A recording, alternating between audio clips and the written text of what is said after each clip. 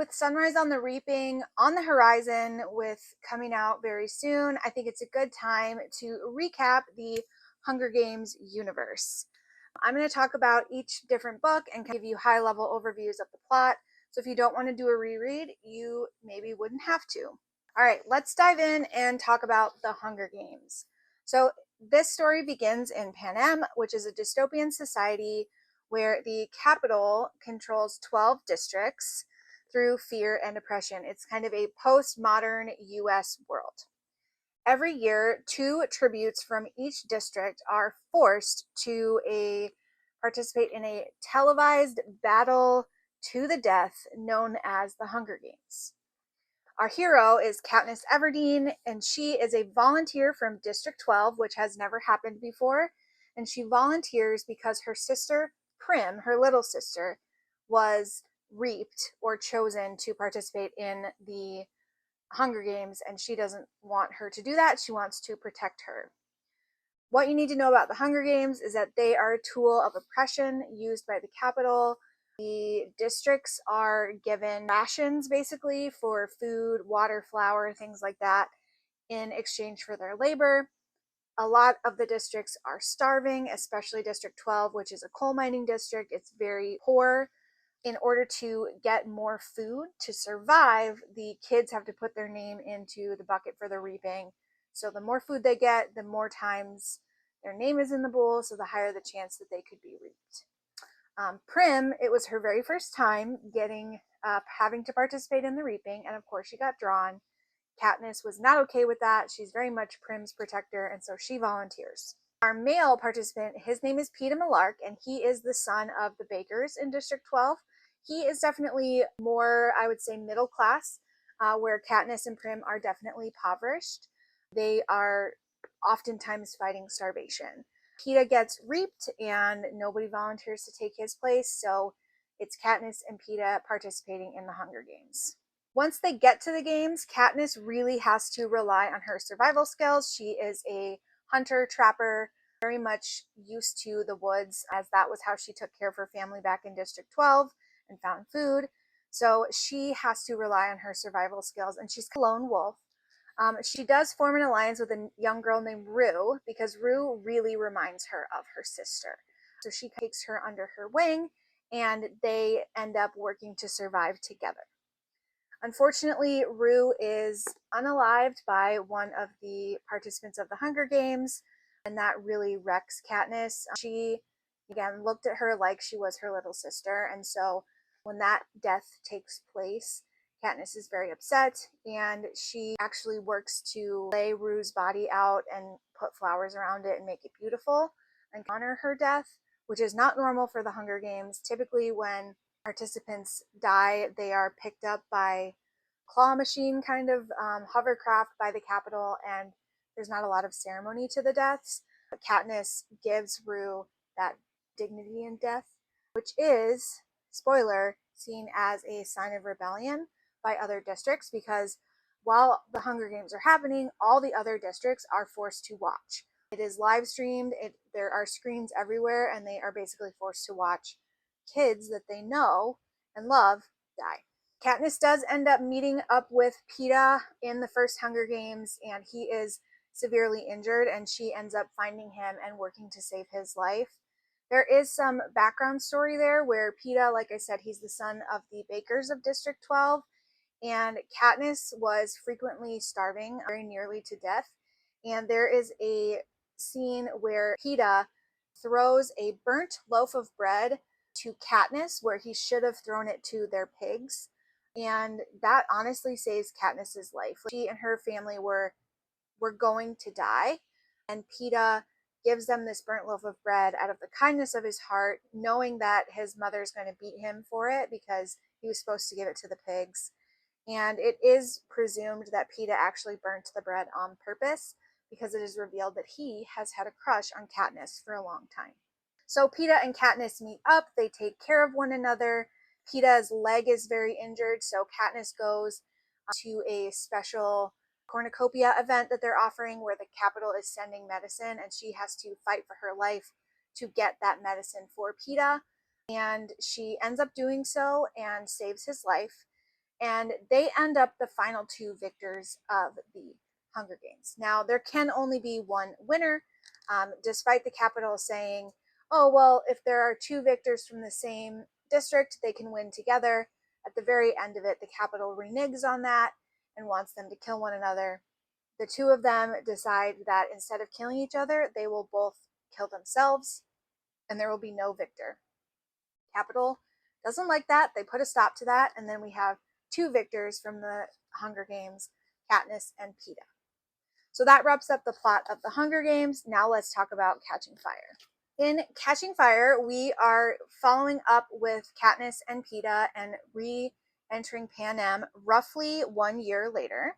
What has happened in the meantime and what came as a result of Katniss's and Peeta's behavior during their first Hunger Games was that there is rebellion brewing out in the districts. People are not happy with the treatment that they get from the Capitol, and so rebellion has been brewing, and some of their actions have been seen as rebellion symbols.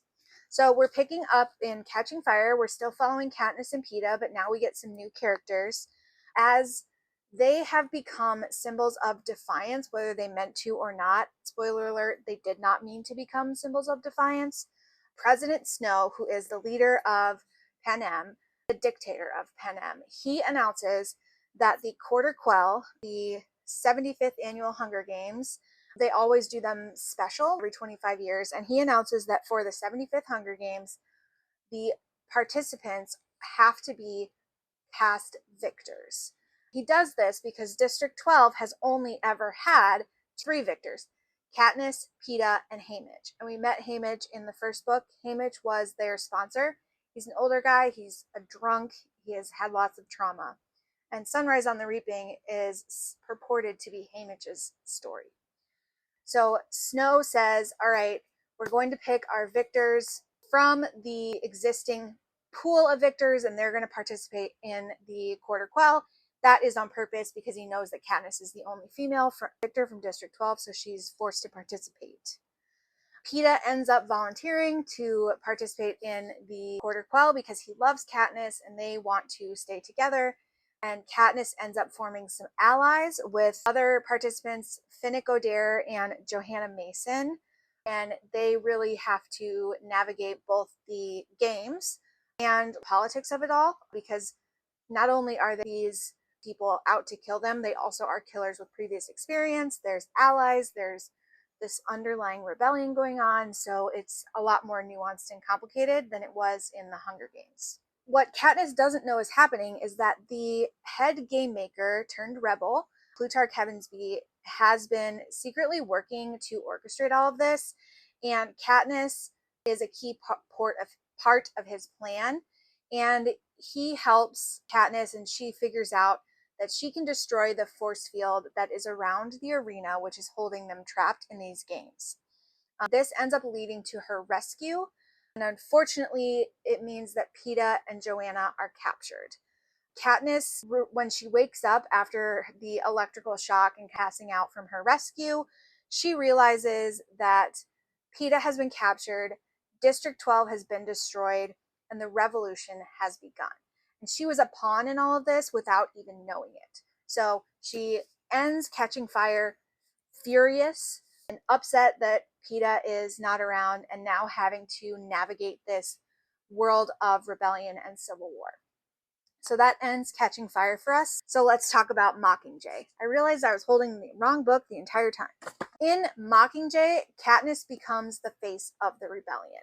She ends up in District 13, which was thought to have been taken off the map and killed in the previous war. In fact, they just went underground. She becomes the face of rebellion reluctantly, and the war is really taking its toll on her mentally, physically, as well as just, she does not want to do this. She is a teenage girl, right? She's never been trying to spark rebellion or civil war. She's just been trying to survive. Peeta ends up in the Capitol as a prisoner of war, and unfortunately he gets brainwashed against Katniss to think that Katniss is a Capitol Mutt, which is a mutant that is out to destroy the Capitol and kill him and is evil. And Peeta really believes that. They have strong chemical things that they can do using Tracker Jacker venom to convince him of that. And so Katniss is really working from District 13. She's advocating to get Peeta back. But when they do get Peeta safely returned to District 13 after a very tense mission, they realize that he has been what is called hijacked. Now, in the movies, Mockingjay is 2 parts, and that is because there is a lot that happens in this book, and this book is not very long. So if this book is going to emotionally devastate you, what you need to know is that there is full-blown war going on in this book during and after the retrieval and safe rescue of Peeta. They're trying to reverse the brainwashing, but it is going very slowly. Meanwhile, Katniss is still being used as a tool of the rebellion. She is seeing districts being wiped out. She's seeing the devastation that they killed 10,000 people in District 12. And she has the awesome quote of, "Fire is catching if you burn, or if we burn, you burn with us." Because she is being asked to film propaganda videos, but really just having emotional, devastating reactions because she's such an empath. And this is horrific destruction. Think Gaza. So that's all going on. And there is the leader of the rebellion. Her name is President Coin. And she is, of course, trying to lead the rebellion, and she wants to usurp President Snow and take his place. There are a number of battles that take place, strategic targets that they go after, and in the final battle, Katniss is in the Capitol because she is trying to go in secretly and assassinate President Snow. She believes that she's the only one who can kill President Snow, and she's honestly correct. But while she's on her way to President Snow, there is a battle that ensues in the Capitol. The Capitol is effectively surrendering, but President Coin orders bombing of all the children who are being surrendered and going to have a safe place at the president's mansion. President Coin bombs them. And who is in that mix? Prim. Because all the while, Prim has been acting as a medic for this war because she is also an empath. She wants to help. She is a caregiver. Prim is there to help the victims. President Coin knows this, and President Coin bombs the surrendering children. Of course, Katniss is not okay with that because she witnesses it, and that really solidifies Katniss's disdain for President Coin. She wasn't sure she liked her ever, but now she knows she hates her. Katniss then realizes that Coin is no better than Snow, and at what is supposed to be Snow's execution, she actually points her arrow at Coin and kills her instead.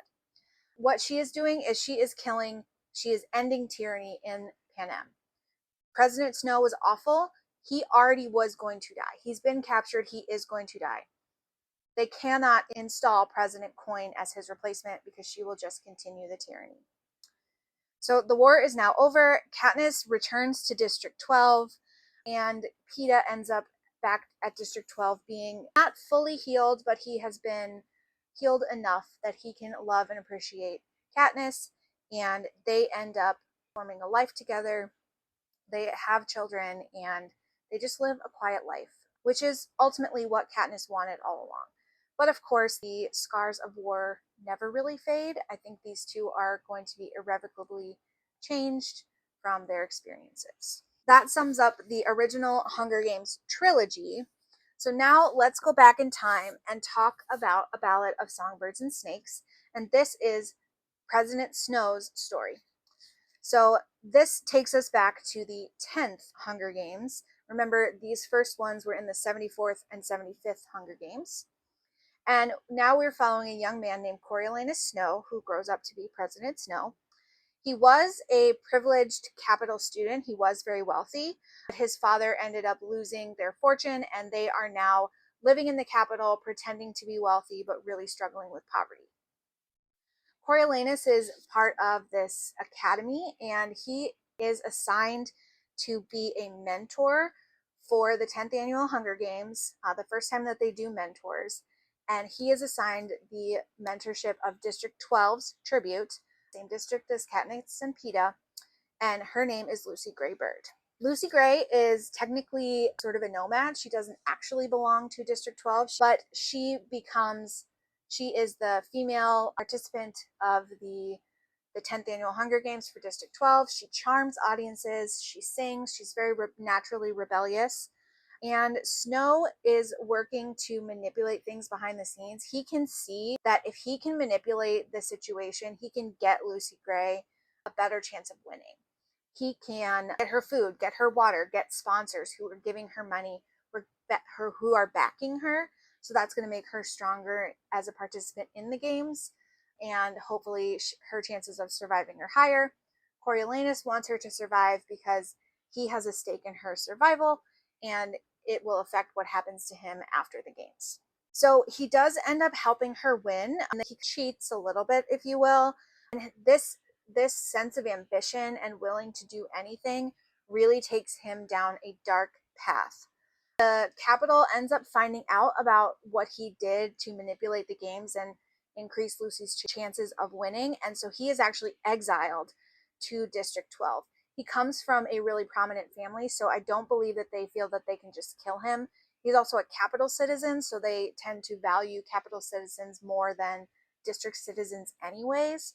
So that's why he gets exiled, and he is forced to be a peacekeeper, which is basically a cop, back in District 12. He ultimately betrays Lucy Gray. They do have a love story in there, but ultimately he goes against her, betrays her, because he wants to choose power over love. And his rise to tyranny begins really from that. Throughout this story, or throughout this whole series, right, we're really talking a lot about tyranny. We're talking a lot about power over love, the willingness to sacrifice, the value of some people over other people based on their jobs or where they come from, where they were born. So this is a really, really, I think, important story for all people to read, especially Americans, because unfortunately what's happening in our country is there are a lot of parallels to this set of stories. And with the next book, Sunrise on the Reaping, coming out, and we're hoping that it is Haymitch's story. So if you are excited for Sunrise on the Reaping and didn't want to do a reread, I hope this helped. Drop any theories that you have below regarding either these stories or things that you think are going to happen in Sunrise on the Reaping, because I want to hear all about it. Don't forget to like, subscribe, and may the odds be ever in your favor.